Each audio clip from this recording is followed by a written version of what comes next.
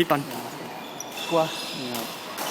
รูปแบบแอโรเพนหลังจากที่ตีจบ1เซต21แต้มนะครับจากนักกีฬาในคลิปดังกล่าวนะครับครับผมก็อยากลองตีนะครับก็จะเห็นได้ว่าขนของแบตแอโรเพนเนี่ยนะยังคงสภาพครบทุกขนนะครับไม่มีหลุดร่วงอะไรเลยแล้ววิถีก็ยังตีใช้ได้ด้วยครับแล้วฟีลลิ่งเป็นไงบ้างพี่ฟีลลิ่งก็จากรูปแบบเดิมก็เวลาถ้าเกิดตีโดนหัวก๊อกเต็มๆเสียงจะแน่นกว่าพวกตีเหมือนกับจากยี่ห้ออื่นๆอะไรเงี้ยครับผมๆนะครับขอบคุณมากครับครับผม